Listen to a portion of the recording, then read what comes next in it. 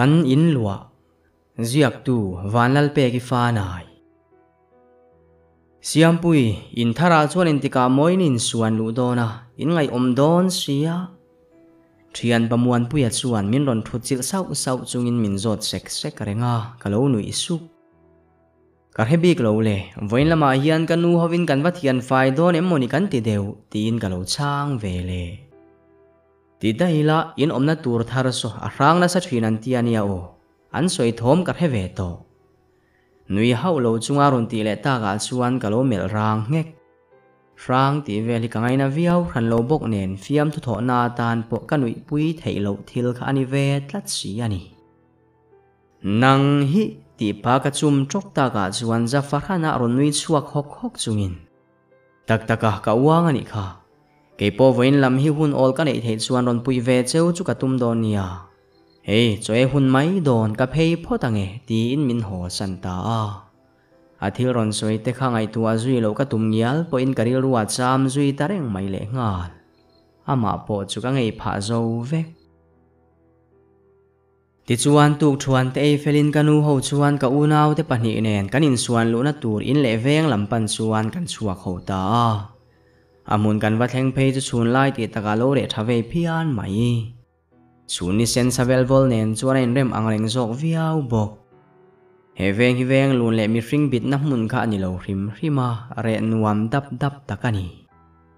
in lian lem lo tak ni in chhong ni asak ani ya chunglama pindan ko hrang hrang pali vel hi om bok alian lem lo chu kan tina awan tlang polin ti zok si tiang achung kanan lu tur kong ka pui hon zonga ri trua mai te chuan min rap thar le angreng deuh hle a muan puya thil soi kha het chuak thar zel bok si nen ka tit pha zo vek to lal muan puya ker kor wang vekani chu kanin chu thing thachi manga sakni na hlui ve lek lek to a achung khoi lai maya po chuan mai mom ril hi ain zam khat nuai mai le ngal mai mom lian le chuk chu than kin to wak zut zut te po chu mu turan tam angreng khop mai tin in chumpan chona kailon kanaw ram hluina ra ri korwala thil han ri le trek trek thin te chuan ke chu min ti om nuam lo zo vek kaning to khop mai ole ti fai deu zung zungila naktu ka lualu man ram kan tum do nia kanui na ron ti ta ka chuan ke ni u naw thum chu kan lo in en kwal deu rek rek phota kan pe lovani ani na taka chuan a chung chu abalin na po ema kan ti fai zo nuwa meu chuan kan thritlang vekang ti chuan na kan tana dar kar khat om vel kan tho nuwa chuan muan puya po ain tiam to ang ngei na ron lang ve ta kan lo lom thiam hle in chunglam ka ti fai dai don ka pindan tur hual lo ka du kan pang ber du zualina ron ti ve ta ka chuan kan nui le haka ani ram hlui la chuan hual lo ka nei thu lo khil ve in a enga ma in nanin chu lo chau to ani chuti anga muan puya le ram hlui te ne na chauka chung ti fai kan lo buai lai chuan kan chung zon chi a hian chuat balron tril tla ar thei khopa ke pen na le ring muang fan raya pen ri le khup thom chu kan hresui ta kan hoi chho ngal thap a ke pen dan le thoma tang ringot kha chuan palian takani ang he khong nuai cha tha tak bun chunga tei kwal vel kha ni du mel em bok ma che chu tiang tur chu tu nang huna hian helai huna kan om chuang hau si lo ne ram hlui nen tak phei chuan mak ti ang reng fe in kanin en le he ho thin ani kha du zuali chuan patling phei khok hlui hlon to vela charanga abun tam mai emoni muan puyana chunglam en chhovung aron ti le ta ka chuan kan nui le hak phot chu tiang chu thil om dani tura kan ngai mai ti chuan chu thil po chu vei zui to lovin kan thil ti lai theu chu kan buai pui le ta ulu ka ngai in fai ta kal san ha kan du ve box si nen hau tak rem takani kanaw ram hlui phei chuan ner deuh nang chungin alwa tuma sa te khanan ti fai ngai lo moni aron ti chuaka keipo chu kanui ve mai ma se chu tiang chu ani dan ani ero karing chi akhan lo thung ti fai ve me mang kanui soidana kha chuan helai lo omma sa to te kha an chu ana re ve to angrenga chumin nuwa tu manan la luwa le lo wati kha mà sẽ là in rim rim hi chu au pa ve thokat to a alwa tu ma sa te kha an cheng re hle ani karing kalo ti let ve wat ani le khoya nge in nei tu dik tak te hi an om ve a muan puyan na ron ti a kanau po chuan ni e ti na riat chak me hle thingtlang laman kho char char lom kanu min ril dara chuan thingtlang a po a kho sa thei pol an ni me le khopui mun thum vela hian in le lo pu an nei deuh thua ani turani ma se khopuyan kho sa pe lo thung an ti hian nei tu hian midanga lu a ho tir zela ama tak chu thingtlang a tom tla thin ti na ni chu ama itiringota pa beri soina emni mol mel zetin muan puya chuan na ron ti a kalo nui let ve top ama ka ti khan in nei tu pa ber ka soina ani chung kwa te chu nei ve boke ama ti khana tok mai lom tin kanwi zui har hara anni po chuan bu ngat chuta thudang po soilwa kan ngoi le thap lai chuan in chung lama om mek du zuali chu aron khek ta chiama kan tho zui suau mai in hnuai bathroom lama om kanu ho chuan chaklu tuk tak mai in chunga kan lim chho ta puata du zuali chu pindan to bera lo omin zo te dum hi lo pomin na lo khile vur loi si min van tirhil hai tak enga tinge khati te farkhana iron au chiama lau thong ti riat taka kanuina ti chuan du zuali ro chu ala nui de vur engma ni love he zo te solai thing chuar chunga son ngoi rengin alo oma kamu thut kha tumlok pom lovin ka au chuak ta ni kha amit pani lo dere chi ai ka mu box sia lau min kan tlan chovea ka thin phu po ala re theilo engpo ni sela pindan lam hi chiang le fum fe takin kala thi thlai ve lo hima en kwal ngal dai te ang tin ke po ka wa kwal chinta ani kanau khan ti fai mek thoma sela rin ai takin in chung lam chu alo fel fai dai pindan tina chuan po hon mai thei tur thing chuar lian le tha em hi a veka kan mang tangkai ngotang alian tho poka tirilu chungin kanui le var thui le khoi ber hinge ipindan turatan chuani thandona muan puyana hnung lama tanga ron ti tak thuda chuan ka phuzok ma se muan puya ti ka riat ta ka ero chuan thozui song in ka ngai tuale ta tuna ka mek na pindan pani na hi thlang tai la afu berang chuan kanu mun na tan pindan ma sa ber so ni ta box sela kanau te chuan aba hi tu thlang ve to mai ro se ti in ka chut neu hei hi ka thang mayang zu a theng thon wan ber bokanga nia lu thadon boxi ama nui se chung chuan ka tia ani po chu abu ve ngat mai chu tiang ani lenga be pui thak tak mewa kan ti fai nuwa chuan chau awa han na du tak thim thet theta kan chua san ve thei ra mani muan puya po kha chau ve ngotang zanria po kan bula e ve ngal tura kan ti angina e ve ta ani kha ani muan puya nen hian college khata lu dunin chuda tronga in re chho kan nia kanom na veng chena aloin an le tak zela chuan ti hian thian dang po kom lovin kanin zui chho ta chop mai ani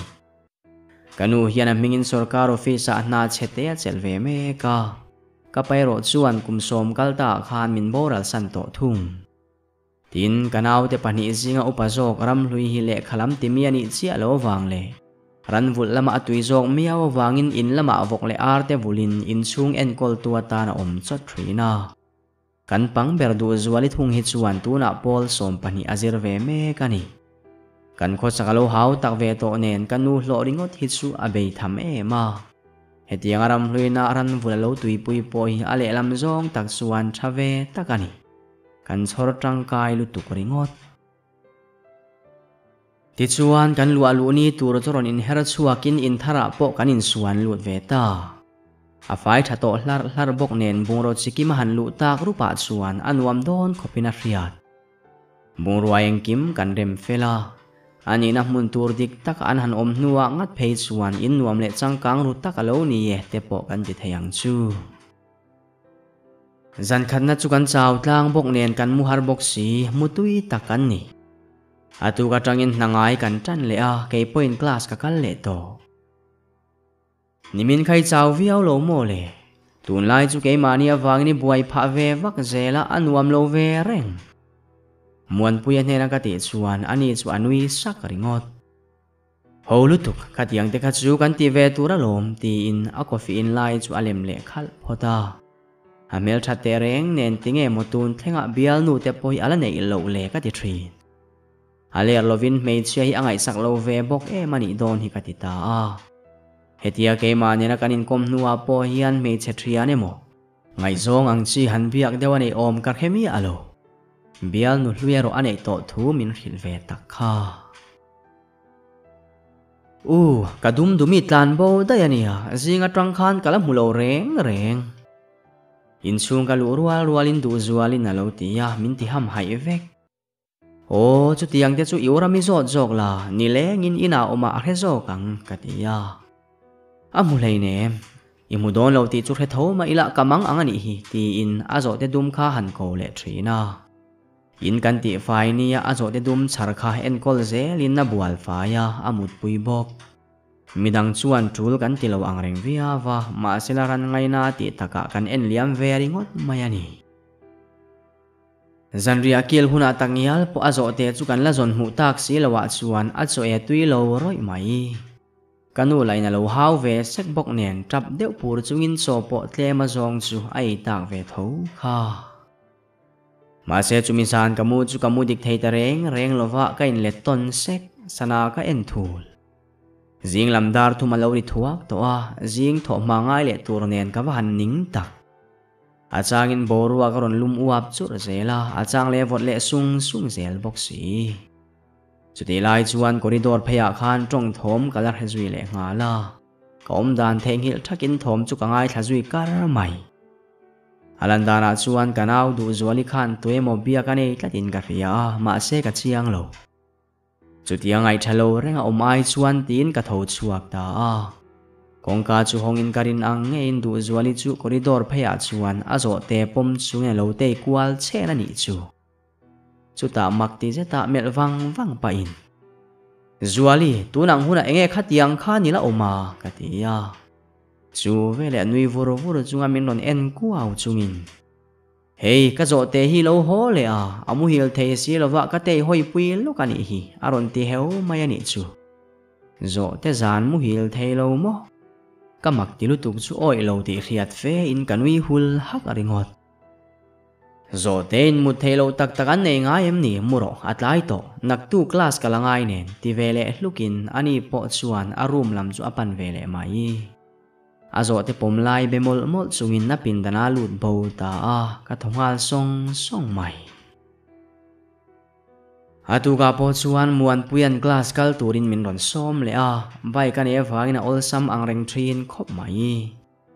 ma se in chung ka chua san trep ti in du zuali school kal tur chu buai em in chung lama tangina ron tlan thalok loka abek a lai mol chu zip tumin nawahan buai na satak eng chuni mo tia ka lo en reng lai chuan abek chunga tang khan zo te mei dum tle ma zong aron lor tawa ka ha chang ka thial ngal bap thei van lal du zual zo te kha school a le zel ruai tu mem ni katia ani poron hoi chuak ve zok mel phadai chungin min ron mel ngal ki awa ka ngai bel nge ka helo ma sela apor deu fap ni in ka ria keng do ne heta chuan uramin alo ngai ven ngai si lova abo le palang ti in abek chunga chuan zo te chu anor lu deu pop azi phui ngal mi abok ache dan hi amak sakso riau mai he nau hi zo te de chuan kalbowan lo ho vele mai thina lo school an lo man sak jok dai mai tur che sin ka ti le po chuan ngai poimo lo ti riat fe na ner kwal vela a chuak zui dai ke tak po chu muan puyana min non ko ve tak se ka wangin pe lo ze tin kain hera ka chuak ve ta ra mani class ka lak lo lai takin ka phone ron ngor le dar thina kan en nak chuan in ngak tura kan da kanaw ram hlui kha halo ni reng mai tunang huna hian class ka nei thin ti a heve reng sia eng tak chu niang mo ti in kala ani chuan hlau thong tholop hlop chunga ron tap truaw chungin hello horo ka hlau lutuk thil makaria I ka hlau lo horo aron tingal hlop mai min van ti ham hai tak chuan chana po peto lem lovin kabula thu ma puya ka kheu ruta sawa ho ka ngai tin ka tho zui ta ngal bok min chang le tem ti por helovin class atangin ka chuaka bas ka chan le te nuwa ka ho ta wang ani lau thong reng renga ho ka ni boka in ka thlen lai po hian thin phu dep chungin ka naw chu ka kowa ani la chu kom thlang vok in bula lo thu dai le ngal ka thoma ria rual in aron tek chorang le in chunga ron lu rual suan engkho sei set lovin min ron ku ngal thopa min ti ham hai tul enge thil om zia class ne laklo lai min ron kol ka ti suan mi tuitling piau chungin min en kara i mo u in hnuai ka phia fai la hian du zuali pindan chunga hian ke pen thom niom tak ka hele thina kha man dewa chauka kan ti fai la ya ke pen thom kan riat ang chia kha ani aron ti a lo lua ta tho seng manglo ni berin ka ria du zuali chu lo ho to ti na em ni ka ti chuan alua thing nara in chung ka chua san lo rim mi ring tu ma ron lu tan om lo ti ka chiang lutuk alo ti vele ngal zat makti le bangbo ang reng tak chung chuan in chung lam chu kan hoi chho threina thom om to lo ma sela avoi khat thlen na ani to lo bok nen makati ve khop mai ani le chuan chu lo chu thil thleng dang ala omem amit takamel chunga ka ti le chuan thre mel zeta lo bungat ngat chungin du zuali pindana tang tho khian zo te ramri ka hele a ti in ain su ta hai mai makati tul azo te chu du zuali khan skula keng dai khani si zo te dang pakhat ma kan nei chuang bok si lo eng tak chu ni yang mo tin in chung lama ka tlan chho puwa ta kanau poin nuam ti lo chungin min ron zui ve ngal zat in chung kan han thleng chowa du zuali pindan zon kan thlennak chuan pon lama ta la nen lo in kal vel bur maya eng chu a ria ni mo chu thila mu rual chuan ram hlui mel kha launa hli rina khat le vekto a khur ti ende eng tin ya ni thei zo ka ti hlak chungin akut chu a khur le der zela ka ku aringot lo horo se a pindan kongka kalna chan rim po hi zo fia nga yani tinin hnuai lama kan chukle chun lai te halani bok nen ka ti tur khelo lutuk chuan chun ei tur thil ka siam vel taringo tani kha ti chuan tlai halo ni ya du zuali chu in chunga ron lu rualin ka din chil ngal wat makti mel fe amin en ha chungin azo te bokha chu le hliau to khoya po kaldon la ipindan khi voi khat ma kal to suang che ram maka ka hanti chu a hoi a vek ni in ka ria ram hluinen khan mit meng bial pop khopin min ron en ton zak ka kal ngai reng lo ve a ti muk pa chuan chung lama chho mai atuma kalo beding le dot soi su o van lal du zual i kal chian zia chu han en lai khem mayang ka ti chuan vin setin eng wangin nge mo ka kal ngotang le in a zo to ni kha tin ste pa tlan chowa ram hlui thung chuan min meng phadai chungin min lo en ve reng kanau khosak dan le min chan du dana wanga kalung oi lo e ma wangin zanria kil na po kanu chu engkim ka hil ve ta veka kanu po chuan zuali chu thil om zia de zot fia in aniero atan na nga ya lo la tang reng thung ka kal ngai lo rim muthuna po ka kal ngai lo eng wangin nge mo ka kal ngotang le ti bai na lom to lo ang reng hle chuta kanu bok chuan chung ko member tlem te chau kan nia chuta kara me chia vek kan la ni zui bok in mamo ton vek thin kan ni angin engemaw thila po ma ni pindan hi chu kal lo ram tu ria chian lo mi khual te kan ne ni chuan thu ran i chung te min rin tok lo zia ti lan na ka ngai ke chuan aron ti ya kanau du zuali chu thinrim ti riat zet in aron au deuh that akal lo chian zia le akal na tur man ruwa tangial po anei lo zia chu asoi cham chi bok kamu hilai chu phun deuh bal ri ka riat le awang chuan ka har zoka kan hoi kual vela pindan la chu karen om lo ti riat takin lo thimpui mu mai si ka tim sung thei chuta zoi muanga tho chuakin thom chu ka ngai thale a ala tong ri sur reng tho alandana chuan du zuali bok ani yang ning zetin kongka chu ka ba honga karin ang nge in du zuali bok chu corridor phaya khan azo te bepa mol chungin alo te kwale chen to ka kovat chuta midang ti har lau tak chungin du zual engei ti muro kavatia minon en vata anui ke de huireng le ngal asama thur boksi ka unau nu mani sela karap lek lek ka zo te hian tonga thia masin aron ti chuan kalo chek deuh hlaka kaning zo zai lutu imol nge moni le nang hi tho a ve zia ringot mai aba mungal ro ti in pindan lama kanor lut rok ani point min chang zui to lovin amu thave mai ka unau te pani hi chu an ha thlak ve de thin ani tun ma kan no pandeu lai tang to in du zuali hian tho a ta khat ve to rima achang phe chuan tho a hi pon ate chuakin kom thlang huan oi em lama te local dai zela tuna lo ma sela taksa zong ber luaya ron hole te nei thi chung huna chuan kan zong kwal na sain kan sung buai thina en thak le ven forward wala wangin upa ber ni mana kanu hian ka kuta da deu bika chu wangania tuna po ka pindan le lam chi alwa tak ni athom he pharenga ka omangai tlatsi arami inaw hila tho ve na nge enga tinge school kala tum lovem ni kanwina ti lau lai chuan zuali pindana katlan luta ani chu alo lamu bur mai chungi in achan rek lo le ama vasoi dat chung hian hey thoro chokan eidon tugin chu enge moi hria ta iwahan murei ve katia aron room chuak hok peilovin min ron ena anom samlo mel kher mai nizana ka khuwa sika dam doi po ka eito ma se zia lo reng o tham deuh chil chelin na ron tia achal ka de sak avat asoyang takina khosik chu asan mel viau mai dam doi ei nom nan tal po cho chu tlema zong ei tumte dam doi ei zoi mule dai donania ka ti po chuan thope tlat lo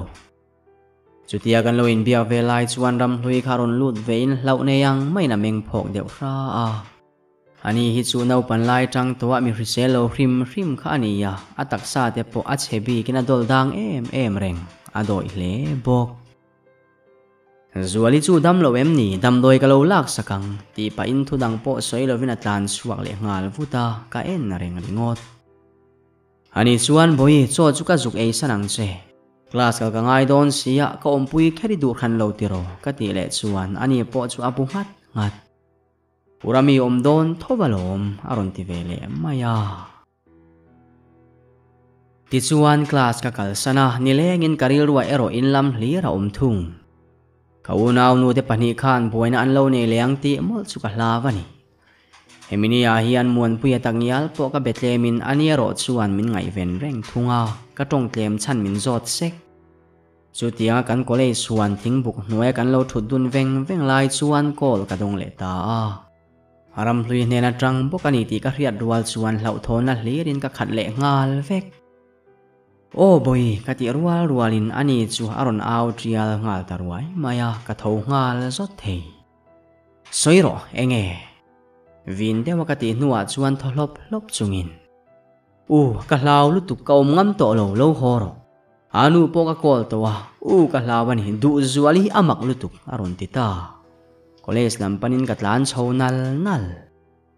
muan puya point min ron zui veze alina chan min sot renga soi ngai na ka hebik box silo ti chuan in kan thlenga in chung chu halo nok nuai mai ka hoi buai vek chau kalam lani sela bungrua ain the thal deuh phunga thleng po chu chuata ke rem ruminan lo ombok thenom hnai vai kan nei lo wangna tuat te main min ron ngai sak lo po chu makati khan lo ma se eng thil chia nge mo hein chunga hian thleng ta ni ram hlui ka ko vaka vok in bula te lo omani ringin tu vera ka dak thla a ombok si lo in chunga tlan chongalin thin rim chetin du zuali pindana ka teilut roka ma sila ani chu tui takin azo te kwa chuina lo muhil bar mai boksi in nuai lama tlan thale in chuta chuan kanu mel po mu turalo omve to ka thoveng huai ni in ka in hebok Nu lalram hlui omna kan hremia lovania o kati lain kanu chuan makti mel fe in chung nok chu alo en ve a muya hup le ringot chuta in tharun mel em a nu usiam pui ron ti sup thom kan riat chuan bathroom lam enin kan hoi thap bathroom atanga ron chuak chia ti riat takin ram hlui chu abula lo ding zum reng to chu ni in keini ho chu hlau thon mel em in min ron mel kwal ral nu usiam pui du zuali ka lau ron tiringotin amitui bok chu atlale ezai to kanu nen chuan kanin mel le aral ringot thina chuta kanu chuan thinrim lutuk se chil rap chungin lalram hlu heng thil zong hi tu ti nge eng thil chi ange mo thleng le aron ti ya kanauram hlui bok chuan rap chungin I du zuali kha in chunga mu hi le mo ka ti ya chuat kalo not mek ma sela aron ri deuh bura katlan chho ngal vat chuta ka han chho chumo room banga te khan alo wa kuala I ale ling zong te khan in khaya ka hlau lu tu khan thom ka chua palta ani min ron rual in hnuai min thla badu ma hian katlan lut ngal min mu thei tak si lowa chuan bung ro chunga truanina paidar ta chiam mai ani atia atam le ngal zai ka khongai reu ema wangin ka vakua le taringot chuta kanu chuan ram makin ka oi mi alo du zuali po chukan kai tho nga lange tin in chung lama chove ta kan zui chove dial bok nu eng thil ma ka tilo heta hian ka muwa kala tho chuak lo hrim uramite chu in hnuaya na thoka abeng chen em kha pelo mel cheta meng chungin du zuali chuan aron ti chuak vele ta heu mai akhai ke zonga tu zo khinge rin tura rin lo tur ti pok he thiam ta hep love muana hazialo mai kan ti buai ngun to lutuk che bungruwa ta dar nuai mai char khom mol pa in muan puya hne na chuan ka tia min ron mel zok chungin nui ve su ho lutuk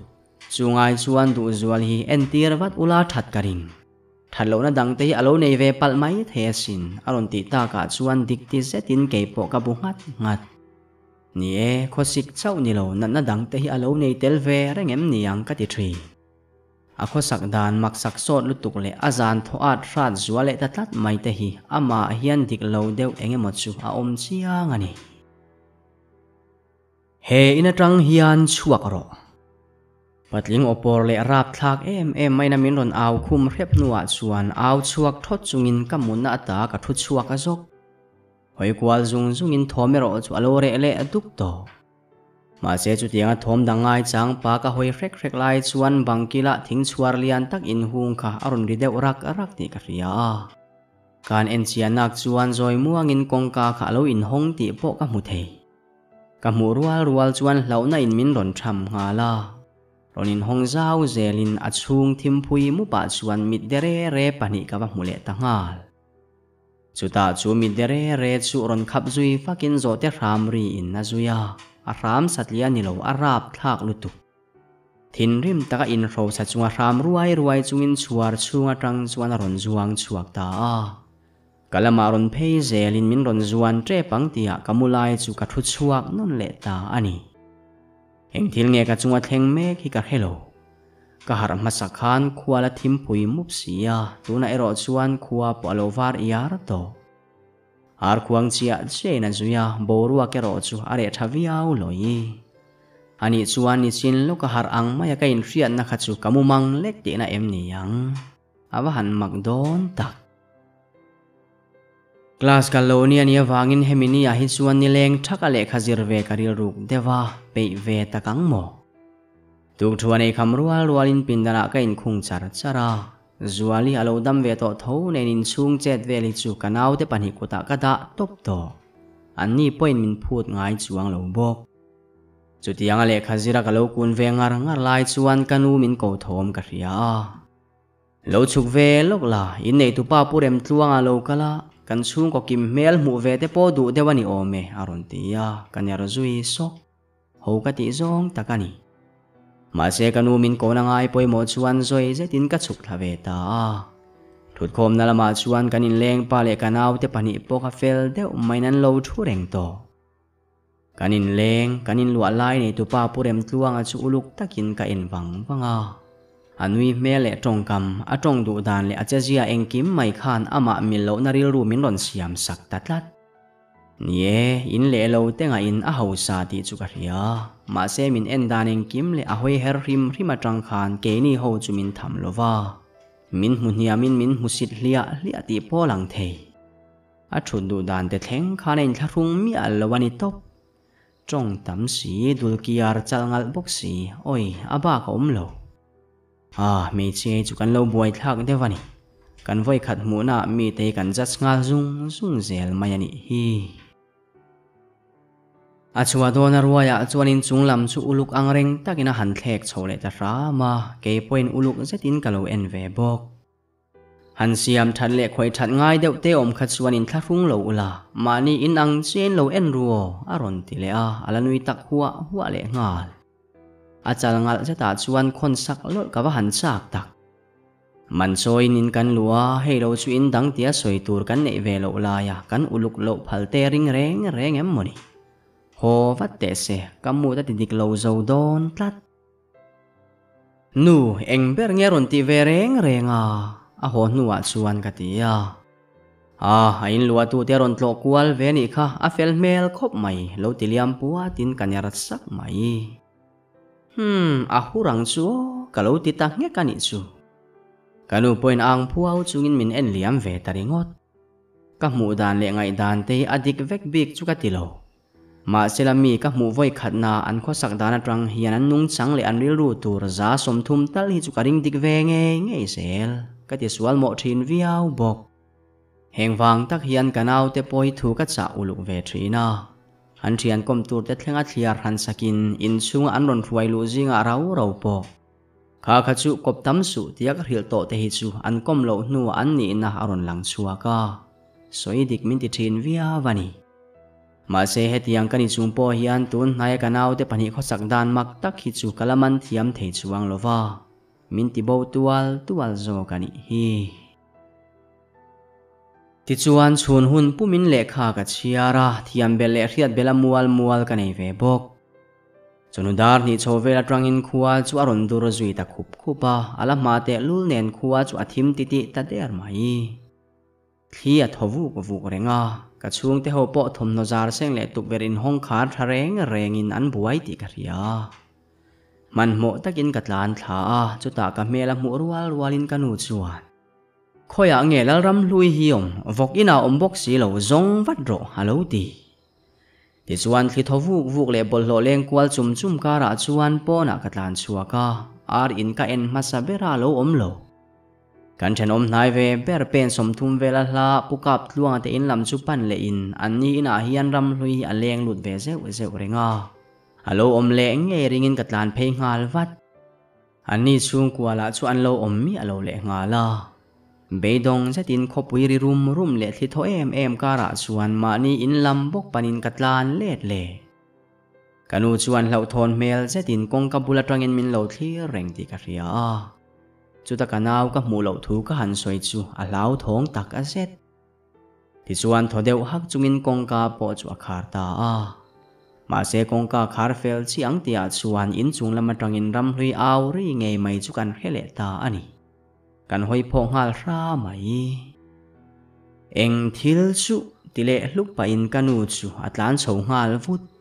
kele du zwali point kan zui ve vat ram hlui chu khoi molai tangna ron aw chiam renga apin dan chunga ni ringin kan tlan lut ngal vat chutari nang tak takin achuar chunga chuan alo thutom ka mai Amazon enin awrol top tak mevin alo khek ngek thin hi alo ni tin pindan kan lu rual khan du zwali la chuan ram hlui bula zo te dum lo ding chu muina pom ngal chota chuti line ram hlui la chuan pom su da tharo zo te ani lo ron ti chiamin lo nei ti rian zetin kan lam chu aron hoi pheya ako jung chala ko kin na khur lak reng bok kanu ti ngai na he to lo lutuk chuan atopa asoi pha tanok nokani kha lalram hlu eng thil ngei riat hat chuak toro ti thatina soi pa nok renga ani ram hlui thung chungoi to ma sel amit meng le om dan ro chu adik to mi alo amel ngai melin na khur det renga atong vai deuh bual mai bok si hui ham hein chunga hianin thil zo zai nge mo thleng ta ni kha zo te ani lo patling zo ka ni kha patling sang deuh cher deuh tin ram hlui bok chu aron phun chuak le thin kan lo en thap uram ka zo te zo ka ni kha ka zo te dum khai khe to lo em ni du zualina angai na riat lo mel che ta lo ti let ve ta ka chuan vin che tin ram hlui chuan i zo te ani lo i zo te kha chu mo athi dai to ron ti chuakin kanu chuan lo khap wat ke poina khosak vel dan chu mak ti fe in ka lo en ve renga so e po an ti tui nek to lo ve a boite zo te ni na chu eng tin nge patli ka ni theyang i har thame umo kanuina fia che ta ron ti chuan rami chu halo tap le an deuh par to o nu thi tho tan tir lai vel khan ka pin dan tuk ver khar tumin ka lu ta a khar that lai me kin kha zo te dum kharon lut ve in chemia lovin min en ta rengani kalo ngai na sa viau lo bok nen no chua ka tuma ma se ani churan tong chuakin eng lo zo te tak ani mi alo hein chua san tur hian min tia ka hlo e ma wangin chuar chunga khan ka lu ta ani ma se ka hoi pheile meu chuan khum chunga khan pau palam tur sang thazet le hang velam hi alo thunui vur to ti ka ba mu thei chu wangania khatia karon aw vak ni atia makti fea in en thapin kan du zuali bok chuan ti chuan zo te chu engtin nge mi hring alo ni edai thei chu pa churam huai po lo ni sela ka zo te hi chu ka zo te tho kha alan ni reng soi zom phet tum du su imit vai thil mu sual mai ani kha alo ti he naw hian enge mo hriat ni chu taram hlui chuan in ring to ka zetin i zo te kha thi to ka ti chu ke ma nge hin ruang po ka mu inat lutuk ka hlawa ka hil du lo che ni kha i zo te kha chu vok in bula ka phum dai to i oi lo le zuk en ro aron ti le tamai du zuali chu wa han trek mai tak i mol vek to ni kha zo te le mi hring hian in an na eng ma an nei lo unaw nu mol takilo ni e aron ti pang mai du zual i tong kam kha tin ka lo khap wat chu wang alom he zo te poi ka ngai na thei mi alo ka phum fel vek to nuwa kha ti aron lang le tamai kha ka hlawa ka nei du ngai lo bo ma sela in nem chopin zo te dang ni tura ka ngai ngota chu ri chung po chuan ka du thei chuang lo ma se tuna chuan kha zo te dum ni na ka he chiang ta khop mai du zual zo te tak ani lo da bo dai ro aron ti le tat boxi ka buai vek ama kina ki koi kwal ka ti hlua ka da bo om lo e mai a athi ma chu ti hian ka kolang e taka nang ma hi ni mo zan la ya ka zo te pon lama lo kal khum thin tu kha zan tin kala tho pha le ngal zan lai tho ka thata wangin ka khuwa po sik pha ni kha du zualina ron ti le ta ka chuan tlemin ka var ve da deu thi to ni nge ya hria ta wangin ram hlui hian he zo te ron lang non le ta hi makati ya alo hlau em chu wang chuan da bo tumin pon lama lo kal khum thin ani mele ma sela azo te tel lo mu hil thei mi alo du zuali hian zan la ya tho chua kin alo wa zong le thina chu ke na tho ai motin ka lo buai pui ji abok ka he thia me ma se bung ro the dar le adang tam tak he na tanga chuak ro ti thin tu patling ti vel kha eng ti na nge ni ta ang tilom zai chu kan riat chua nge langai do na ni amak tual tat mai thấu tệ hạt rộ rồi té mình soi tết det chungin kanau du zuali chuan rồi té in min ron ko wa kameng deuh thut enge a ti phok ra chungin kain beng ka nga ani chu ala hoi kwal deuh zak reng mai chuta ka ku churon chele sok in room ata min kai chua ka rồi muang min kalpui zelin in huai pan thana tur step kan thleng tia chuan a ding deuh chot chuta a muya akut da chungin beng cheng mi asu ti pa in nuai lam chu amel ta sawa chu vele ke po chu angai na hello angreng fe in nuai lam en turin muang chang in kain siam rem ve ta ngal he khai le in hnuai step to pa chuan mi pa ni om tak pakhat lo thu in lungai mel em na lo in dom kun deuh tlok bok puve zok thoma ila kanau khan min la dom be tla tawangin thom ka chua lo pha hlau chutia kanin chung kai lo na lo thu ve tango chumak ti deuh takin kan en tloka akha to kin kanau chu ka mel le zeu thri eng tin nge ni don mi suala ni thei ma yang em ka bengbul ma ya ron ti lai chuan thil dang ka ngai tua chuak ka soka hetianga dinangoi reng hi athaber lo ti aria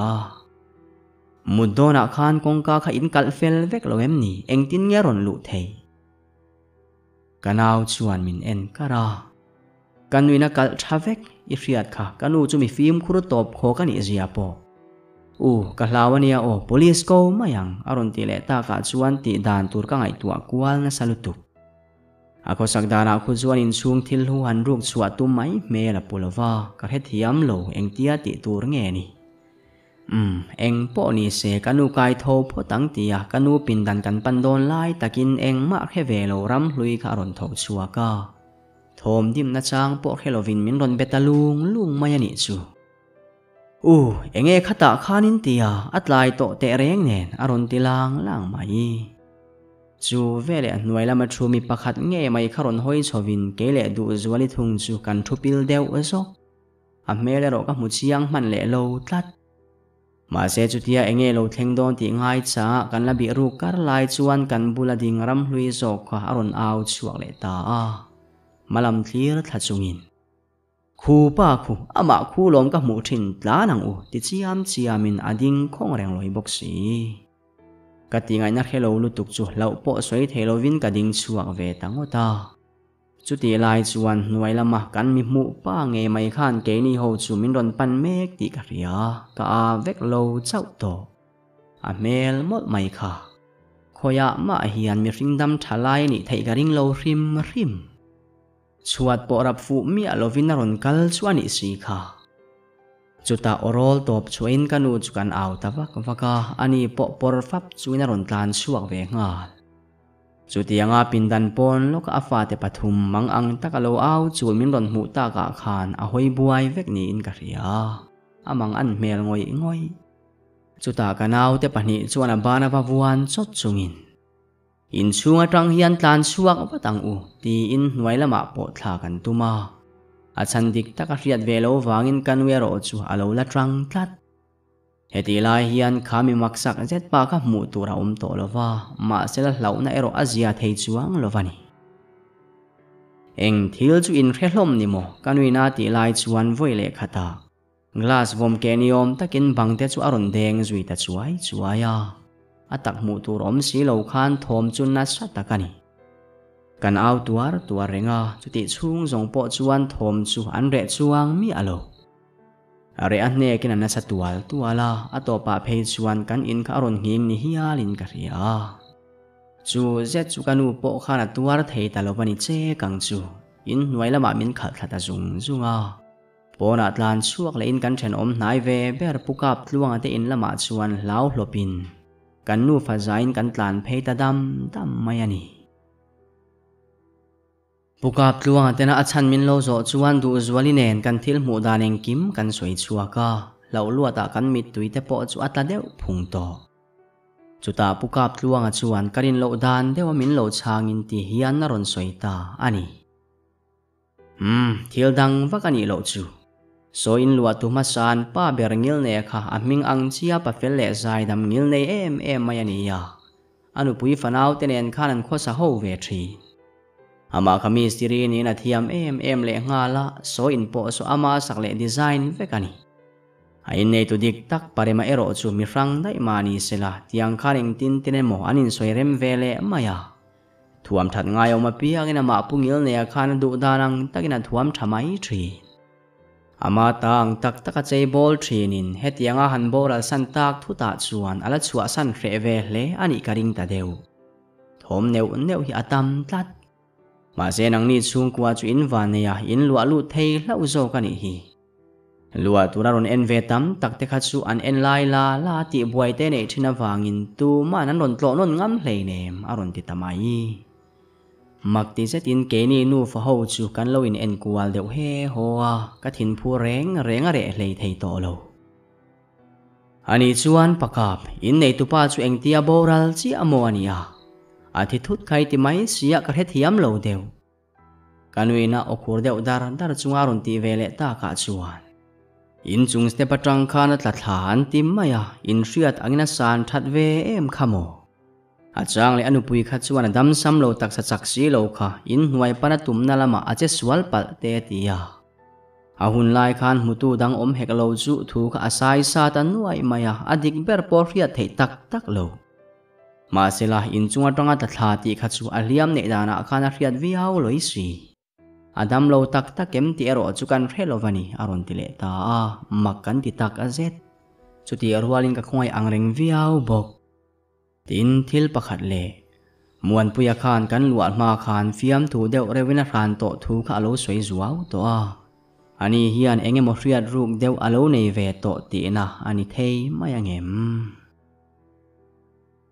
ti chuan mani in lama hongam to hek lo le chumi zana chuan pukap tluang te na chuan kan riak ta azan khuwa in kamu hil thei lo kan thil ton te rep khan min ngong na chat e ma wangin ngai tu alo tum na sa eng ang ma ila ka thei thot lovani ka hlau lu tu ko ringot muana kan in hi arang thin ti kha adik tak takem kan in suan lu ma poini soi to kha class kan online muan puya chu ka zota min non mel ngal zok ma se muang chang kwal vel lovina ni point an soi ve thin nge alom aron tia ka thu tha sau mai ani le thoman riat thin vel dani reve to eng tin ngian soi ka tia thom chuan soi warna sa adik ber po riat ran le thei ani to lo then khathung chuan in chung tu vera te khan mi pa melan mu fo thuan soya chutin ka chiang bik lovani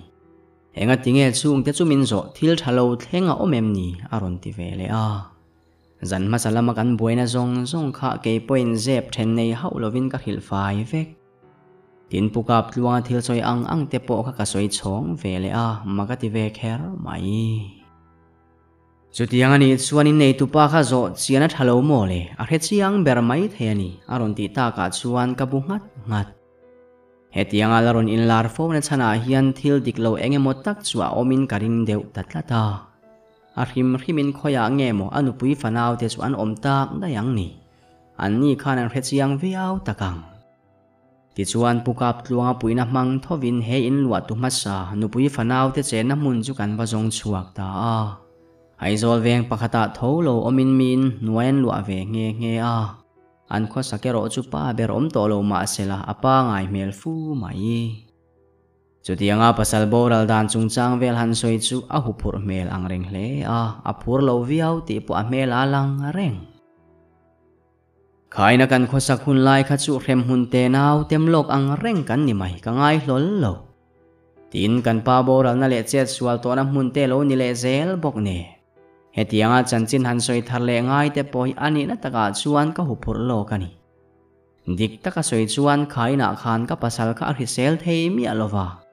nom lai soi tur hi anei mang me ulwani ma se fa pathum no pang tak nei lai kha kan ni mi hawa ama kha e zong tu beralo ni box si ne a tho chua kha tul miau mai si ni khat po che lei thei lo khopin na hi ala kami tumala khan ke la in hnuai lama ka lo buai ve box si ne min ko na po ka lo khem ya lo chu ni in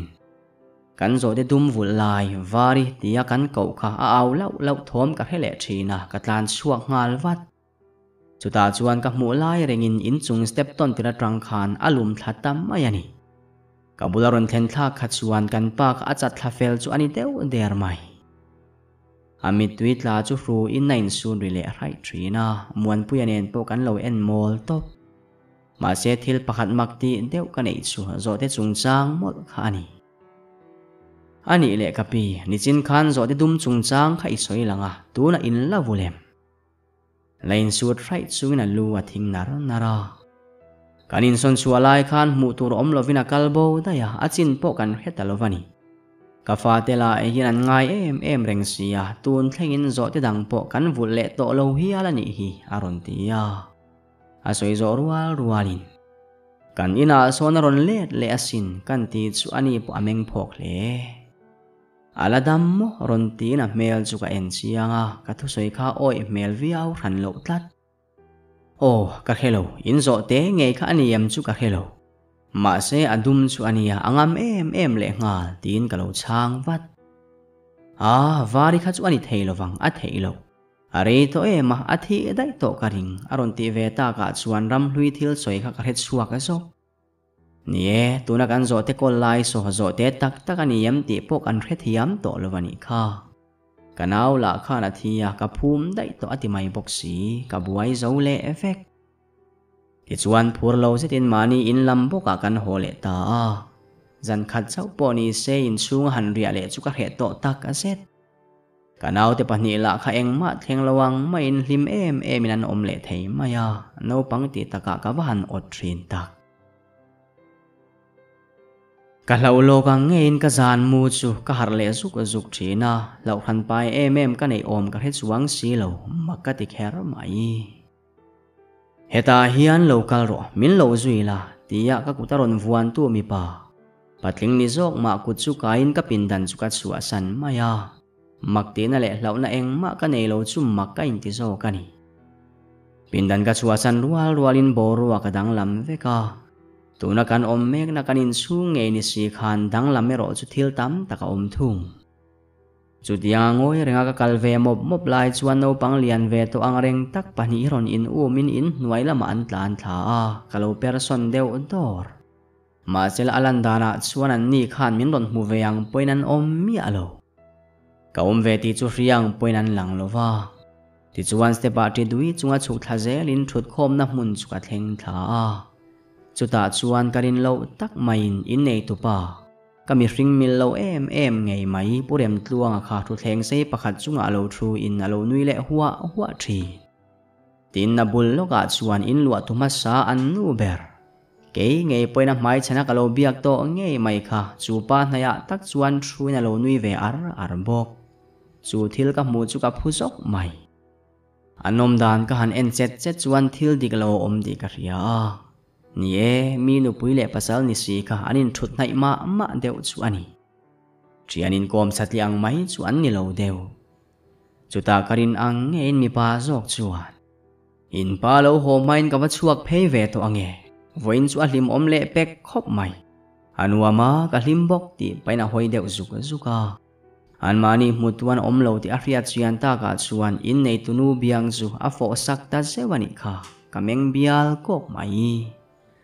kong ka thleng anin thla zo nu rei vak lawa in nei tu pa ngei mai chu aron ho ve ta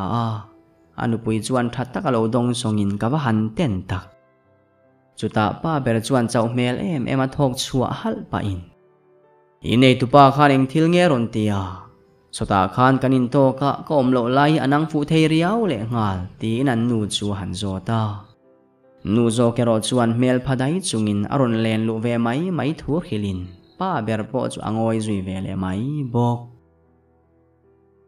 ma se zan hunaron in her chuak thuta ka om na chu adang lam le effecto kamang ang chelo chawa har chu adan ka heto der bok si lo ka hlau chu ka tilo na anuam ka ti to mi alo chutia ka hoi buai em lai chuan ka kalai po re hau lovin pindan pakhat chunga ka lo om le ringot to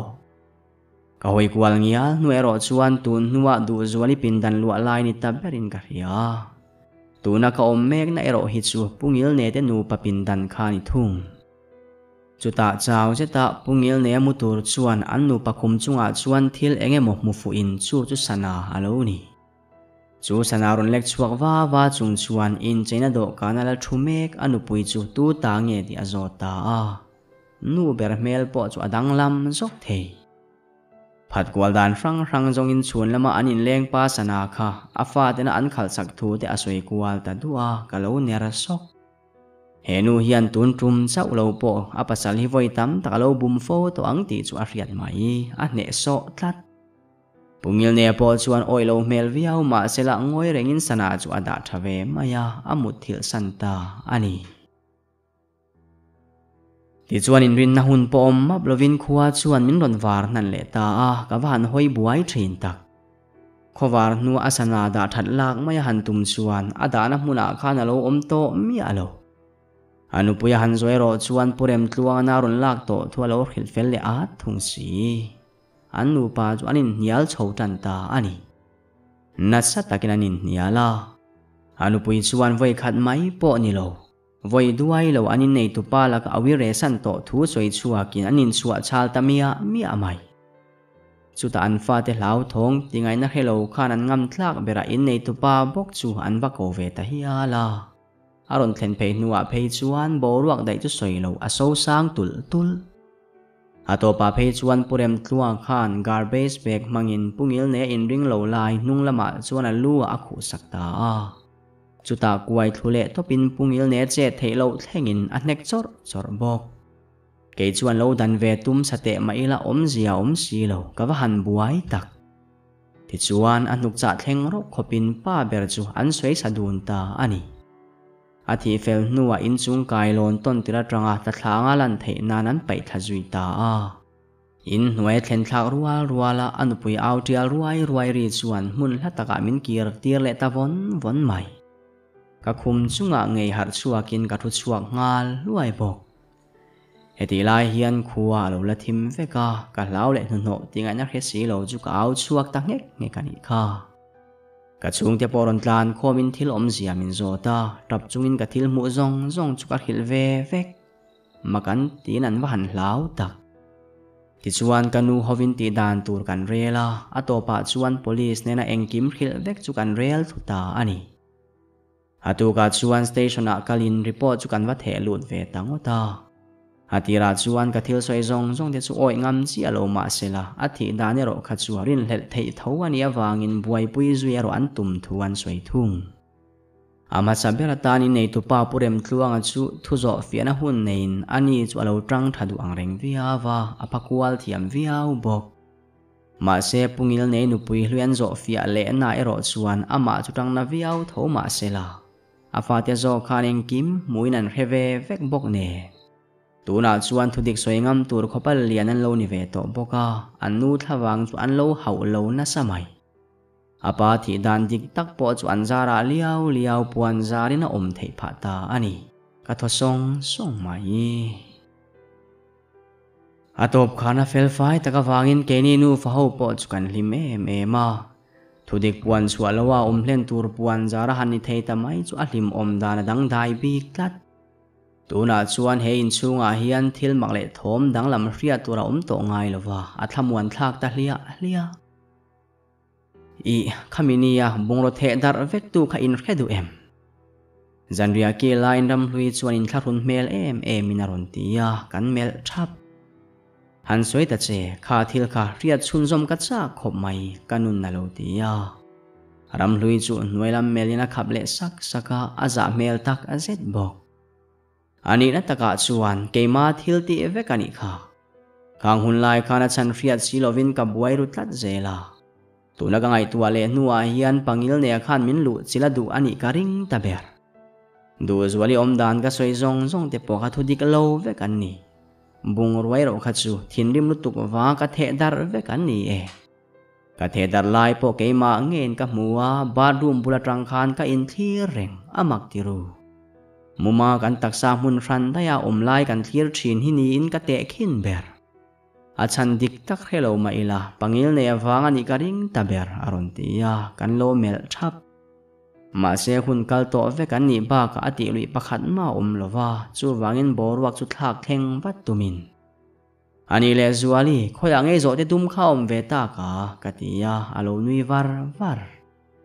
ka hebik lo akal bo to nia chu ba ka engtin nge kha zo te tum kha ka ngai na thei em lekati